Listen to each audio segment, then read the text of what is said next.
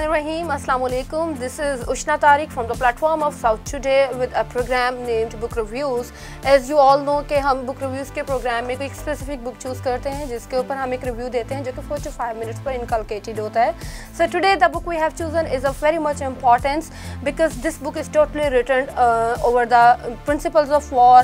Military को किन principles के ऊपर war fight करनी चाहिए या किस तरीके की preparation आपके लिए matter करती है, किस तरीके की leadership principles आपके लिए important होते हैं. So the name of book is The Art of War by Sun Tzu.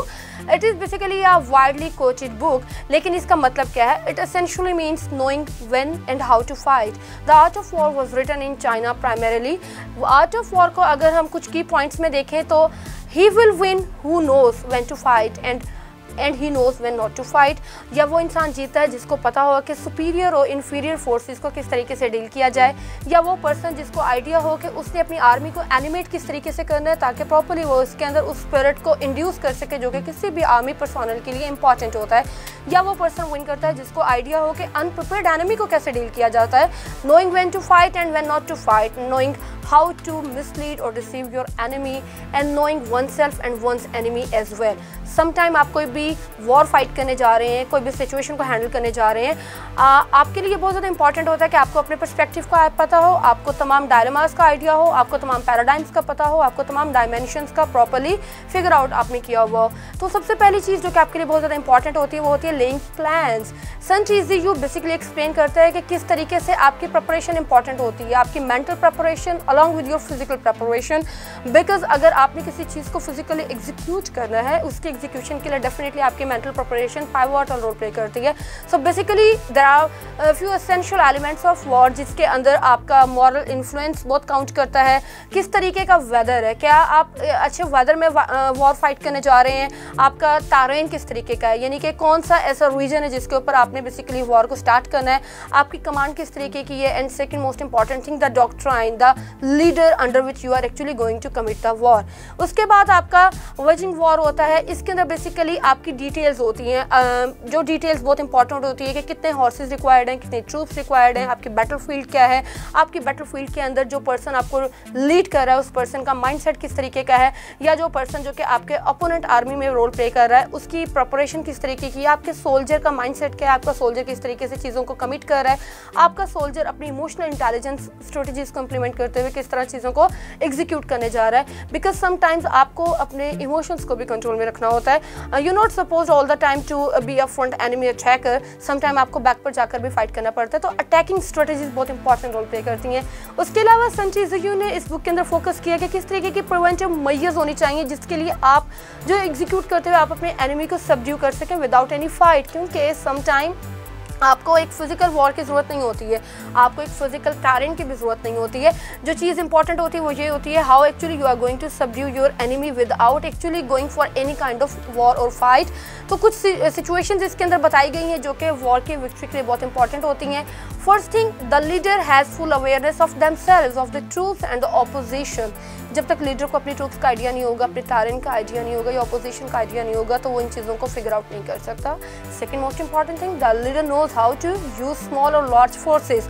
Sometimes आपका पर्पस कॉमन होता है, आपका जो ओरिएंटेड रिजल्ट्स होते हैं वो बड़े ऑप्टिमिस्टिक होते हैं, आपको बिल्कुल उनकी एग्जीक्यूशन का आइडिया होना चाहिए. Third most important point, the leader knows how to be patient while the opposition is being impatient. आपने अपनी ऑपोजिशन को by implication of certain intelligence techniques आपने उनकी इम्पेशेंस का अंदाज़ा लगाना है.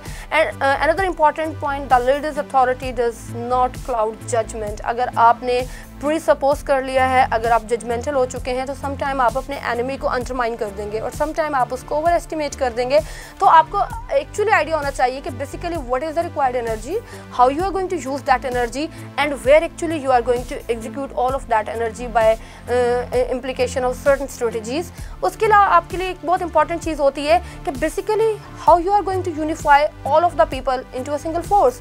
आपने टीम वर्क कैसे करना है, आपने लोगों के साथ गेम कैसे करनी है, आपने लोगों के पर्सनल इंटरेस्ट को कैसे अंडरमाइन करके आपने अपने नेशनल इंटरेस्ट को फिगर आउट करना है। उसके अलावा सबसे बहुत इंपॉर्टेंट एक और चीज़ होती है, वो होती है चेन ऑफ कमांड, यानी कि आपने अपने वीक पॉइंट्स को और अपने स्ट्रॉन्ग पॉइंट्स को बेसिकली एनिमी की टारगेट के अकॉर्डिंगली डील करना है, सो दैट विक्ट्री आपके लिए आसान हो जाए। इसके अंदर आप मिक्स टैक्टिक्स को भी यूज़ कर सकते हैं, आप एनिमी के लिए गेसिंग गेम भी कर सकते हैं और एनिमीज़ को वल्नरेबल करने के लिए किस तरीके की स्ट्रेटजीज़ को आप इंप्लीमेंट करेंगे।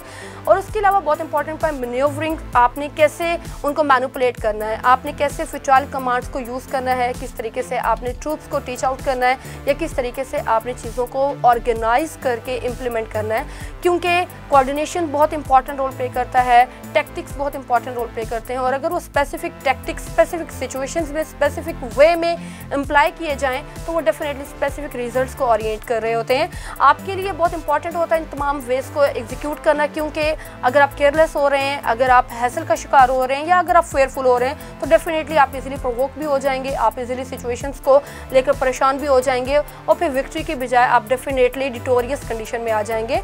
तो आपने अपनी आर्मी को हर सिचुएशन में मेजर करना है, आपने उनकी अटमोस्ट इंपॉर्टेंस को और आपने एनिमी को कैसे डिफीट करना है, किस तरीके की जियोग्राफिक रीजंस होंगी, किस तरीके के फीचर्स होंगे और किस तरीके से आप चीज़ों का एडवांटेज बेसिकली अचीव कर सकते हैं। ये तमाम चीज़ें आपके ऊपर डिपेंड करती हैं, मगर ये तमाम चीज़ें आप तब एग्जीक्यूट कर सकते हैं जब आपका जो लीडर होता है वो आपकी इमोशनल इंटेलिजेंस की टैक्टिक्स को अंडरस्टैंड करे, आपकी उनके साथ किस तरीके की अंडरस्टैंडिंग है, किस तरीके से आपने चीज़ों को मैनेज करना है। That is totally dependent upon a good leader.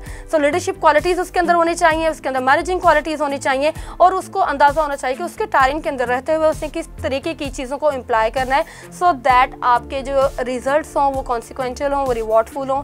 This is for today. इंशाल्लाह in the upcoming episode we will be talking about another very much important book. Thank you so much.